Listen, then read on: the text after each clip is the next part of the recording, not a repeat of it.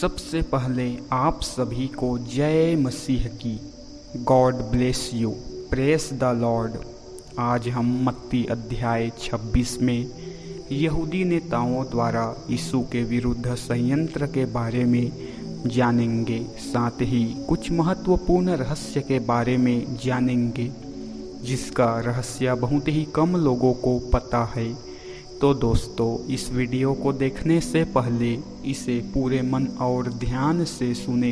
हमारे वीडियो का उद्देश्य मसीहियों को यह समझने में सहायता करना है कि प्रभु यीशु मसीह का दूसरा आगमन निकट है और यीशु मसीह के बाइबिल के अनुसार जीवन कैसे जीना चाहिए। साथ ही यह वीडियो उन सभी के लिए है जो जीवित और सच्चे परमेश्वर को जानने और समझने की इच्छा रखते हैं।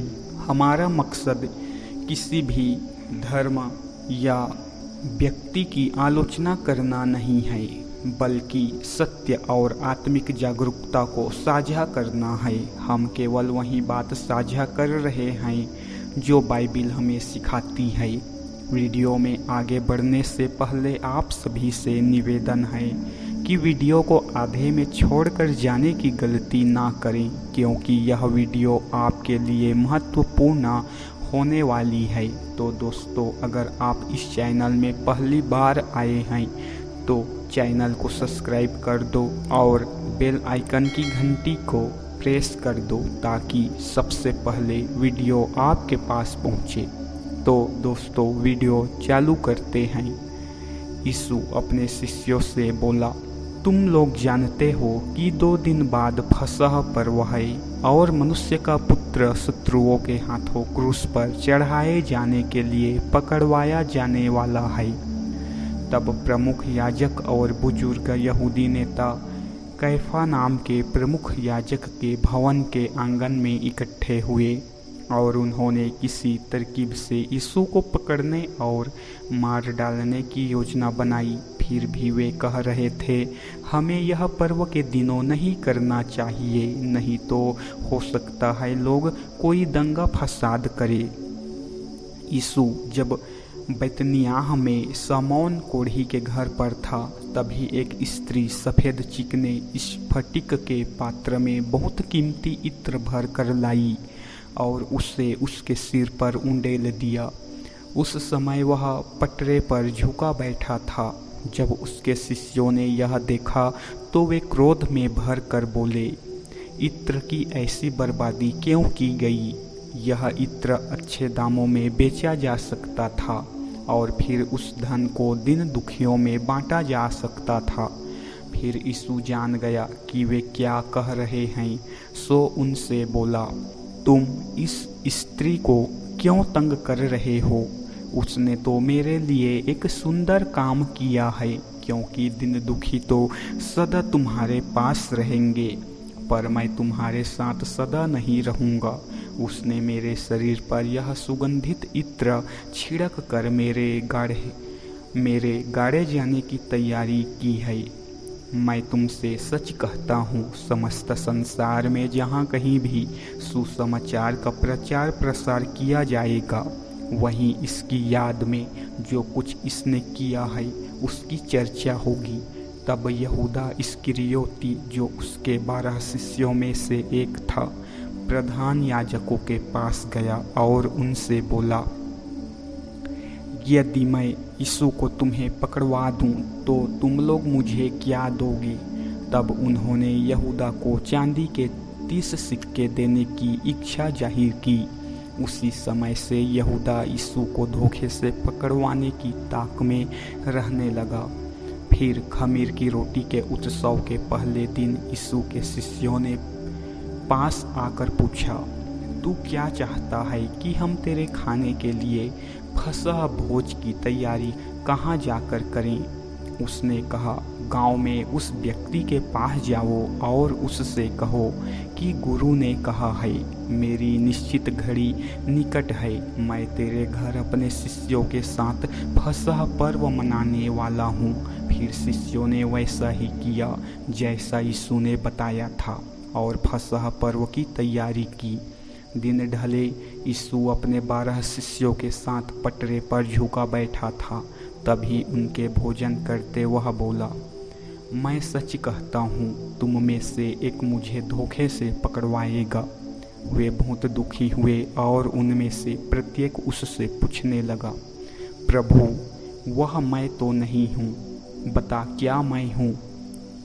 तब यीशु ने उत्तर दिया, वही जो मेरे साथ एक थाली में खाता है मुझे धोखे से पकड़वाएगा। मनुष्य का पुत्र तो जाएगा ही, जैसा कि उसके बारे में शास्त्र में लिखा है, पर उस व्यक्ति को धिक्कार है जिस व्यक्ति के द्वारा मनुष्य का पुत्र पकड़वाया जा रहा है। उस व्यक्ति के लिए कितना अच्छा होता कि उसका जन्म ही न हुआ होता। तब उसे धोखे से पकड़वाने वाला यहूदा बोल उठा, हे रब्बी, वह मैं नहीं हूँ, क्या मैं हूँ? यीशु ने उससे कहा, हाँ, ऐसा ही है जैसा तूने कहा है।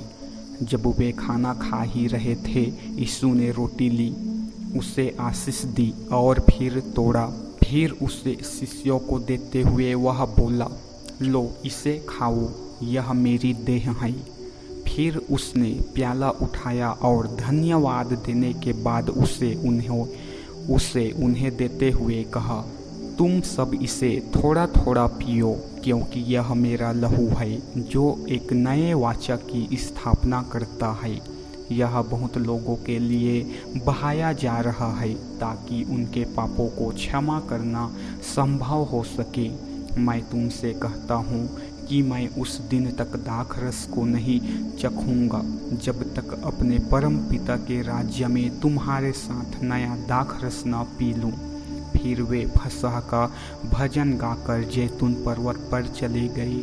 फिर यीशु ने उनसे कहा, आज रात तुम सबका मुझ में से विश्वास टिक जाएगा, क्योंकि शास्त्र में लिखा है, मैं गड़ेड़िए को मारूंगा और रेवड़ की भेड़ें तितर बितर हो जाएंगी, पर फिर से जी उठने के बाद मैं तुमसे पहले ही गलील चला जाऊंगा।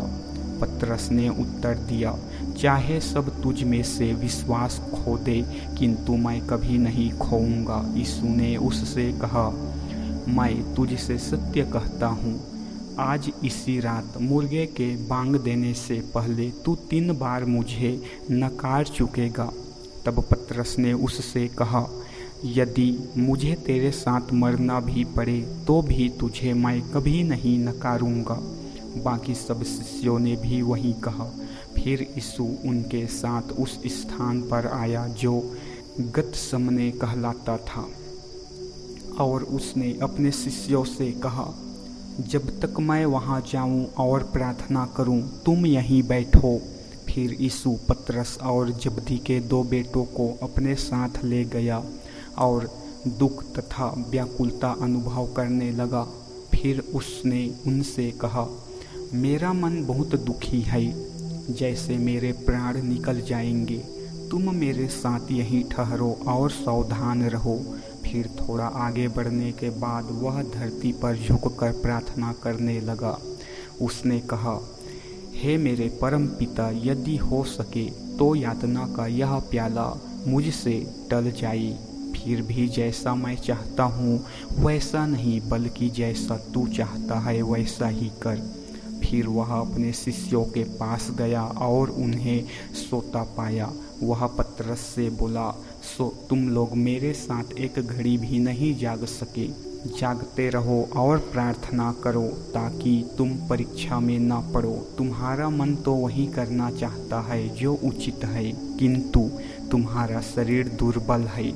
एक बार फिर उसने जाकर प्रार्थना की और कहा, हे मेरे परम पिता, यदि यातना का यह प्याला मेरे पिए बिना टल नहीं सकता तो तेरी इच्छा पूरी हो। तब वह आया और उन्हें फिर सोते पाया। वे अपनी आंखें खोले नहीं रख सके, सो वह उन्हें छोड़कर फिर गया और तीसरी बार भी पहले की तरह उन्हीं शब्दों में प्रार्थना की। फिर यीशु अपने शिष्यों के पास गया और उनसे पूछा, क्या तुम अब भी आराम से सो रहे हो? सुनो, समय आ चुका है, जब मनुष्य का पुत्र पापियों के हाथों सौंपा जाने वाला है। उठो, आओ चलें, देखो मुझे पकड़वाने वाला यह रहा। यीशु जब बोल ही रहा था, यहूदा जो 12 शिष्यों में से एक था आया। उसके साथ तलवारों और लाठियों से प्रमुख याजकों और यहूदी नेताओं की भेजी एक बड़ी भीड़ थी। यहूदा ने जो उसे पकड़वाने वाला था उन्हें एक संकेत देते हुए कहा कि जिस किसी को मैं चूमूं वही यीशु है, उसे पकड़ लो। फिर वह यीशु के पास गया, उन्हें एक संकेत देते हुए कहा कि जिस किसी को मैं चूमूं वही यीशु है, उसे पकड़ लो। फिर वह यीशु के पास गया और बोला, हे गुरु, और बस उसने यीशु को चूम लिया। यीशु ने उससे कहा, मित्र, जिस काम के लिए तू आया है उसे कर। फिर भीड़ के लोगों ने पास जाकर यीशु को दबोच कर बंदी बना लिया।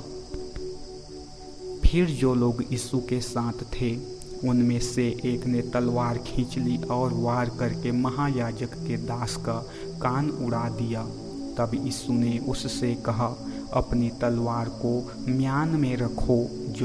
जो तलवार चलाते हैं वे तलवार से ही मारे जाएंगे। क्या तुम नहीं सोचते कि मैं अपने परम पिता को बुला सकता हूँ और वह तुरंत स्वर्गदूतों की 12 सेनाओं से भी अधिक मेरे पास भेज देगा? किंतु यदि मैं ऐसा करूं तो शास्त्रों की लिखी यह कैसे पूरी होगी कि सब कुछ ऐसे ही होना है। उसी समय यीशु ने भीड़ से कहा, तुम तलवारों लाठियों समेत मुझे पकड़ने ऐसे क्यों आए हो, जैसे किसी चोर को पकड़ने आते हैं? मैं हर दिन मंदिर में बैठा उपदेश दिया करता था और तुमने मुझे नहीं पकड़ा, किंतु यह सब कुछ घटा ताकि भविष्यवक्ताओं की लिखी पूरी हो। फिर उसके सभी शिष्य उसे छोड़कर भाग खड़े हुए। उन्होंने यीशु को पकड़ा था। वे उसे कैफा नामक महायाजक के सामने ले गए।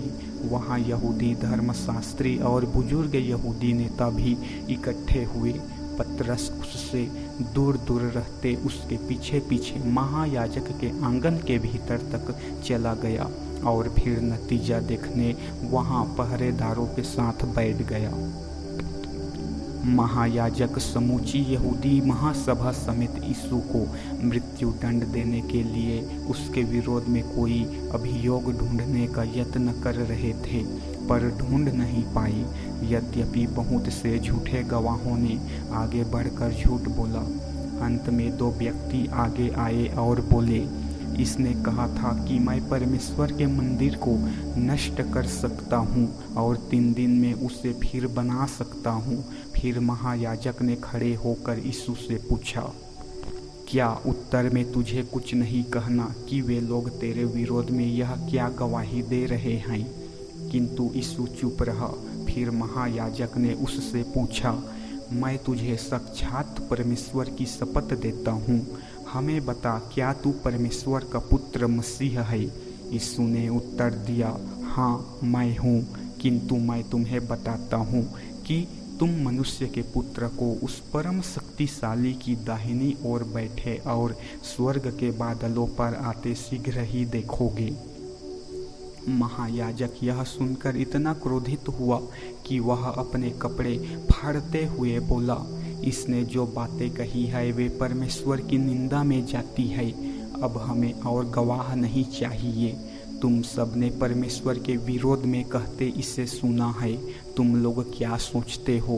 उत्तर में वे बोले, यह अपराधी है, इसे मर जाना चाहिए। फिर उन्होंने उसके मुंह पर थूका और उसे घूंसे मारे। कुछ ने थप्पड़ मारे और कहा, हे मसीह, भविष्यवाणी कर कि वह कौन है जिसने तुझे मारा।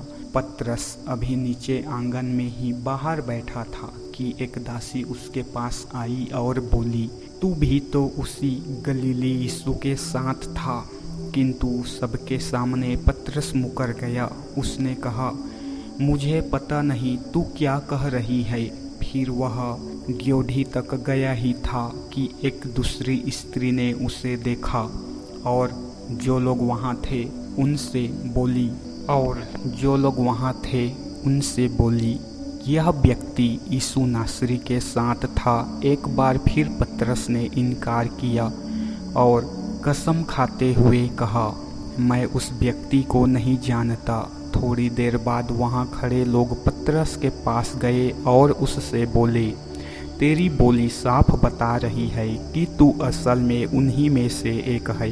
तब पतरस अपने को धिक्कारने और कसमें खाने लगा, मैं उस व्यक्ति को नहीं जानता। तभी मुर्गे ने बांग दी। तभी पतरस को वह याद हो आया जो यीशु ने उससे कहा था, मुर्गे के बांग देने से पहले तू 3 बार मुझे नकारेगा। तब पतरस बाहर चला गया और फुट फुट कर रो पड़ा। इस प्रकार से प्रभु यीशु मसीह को पकड़वा करके उसे मारने की षड्यंत्र उनके चेलों के द्वारा सफल हुआ।